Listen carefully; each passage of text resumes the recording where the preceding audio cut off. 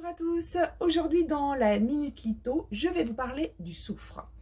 Le soufre, c'est ce qu'on appelle un élément natif, c'est-à-dire qu'il est composé d'un seul élément. Par contre, il entre beaucoup dans la composition d'autres pierres, je vous en parlerai un petit peu à la fin.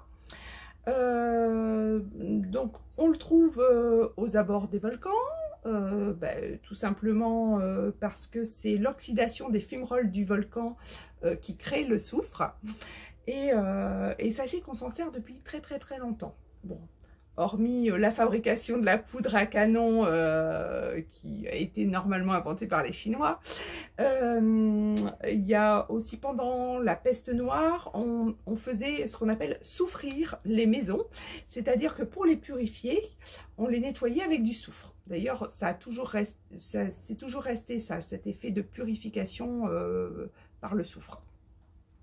Alors effectivement, le soufre, c'est une odeur de soufre, c'est souvent relié au diable, mais c'est plus parce que justement on nettoyait les maisons et voilà, dans la culture des anciens, on va dire que le fait d'avoir cette petite odeur, c'était justement pour retirer les choses maléfiques. Il y a aussi le soufre a eu une mauvaise réputation par rapport aux vapeurs irritantes quand il brûle. C'est comme ça qu'on faisait fuir aussi des ennemis, parce que si on fait brûler du soufre, c'est toxique, hein, surtout si on en respire mélangé avec des acides, voilà. Donc c'est plus par rapport à la purification qu'on dit oh, ça sent le soufre, c'est parce que justement on nettoyait les maisons avec du soufre quand il y avait une suspicion d'un esprit maléfique ou du diable, voilà. Par contre, il a énormément de vertus. Alors, sachez que le soufre, c'est un des constituants de notre corps. On en a besoin. C'est un constituant de nombreux êtres vivants, y compris certains végétaux. Et il est très important pour notre métabolisme, notamment pour nos cheveux, pour nos ongles, pour tout ce qui est formation du cartilage et des parties molles.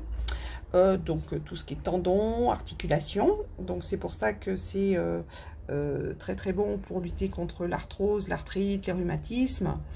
On l'utilise aussi beaucoup pour les problèmes de peau comme l'eczéma, le psoriasis, des acnés assez sévères ou même la gale parce que il est bactéricide et fongicide. Toutes les allergies qui sont respiratoires. Ça irrigue aussi le cerveau parce qu'il est vasodilatateur, donc du coup plus de migraine. Hein. C'est un agent anti-infectieux des intestins, de la vessie et ça élimine aussi tout ce qui est toxine du foie. Contre les acariens, contre les insectes et les dernières études que j'ai lues, il bloquerait aussi la toxicité du plomb et de l'aluminium. Donc, c'est quand même quelque chose qui est très intéressant. Le soufre a beaucoup d'intérêts thérapeutiques, donc avérés hein, quand même. En plus, au niveau de l'énergie, moi je trouve que ça agit bien sur tout ce qui est, on va dire, pollution du passé. Voilà, c'est le mot que j'ai trouvé.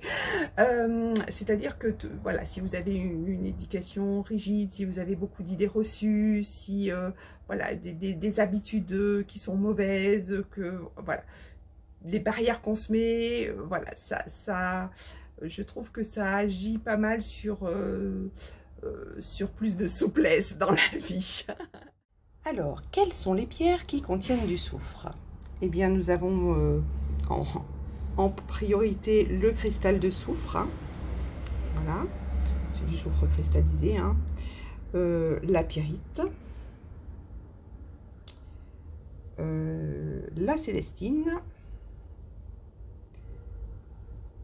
La chalcopyrite.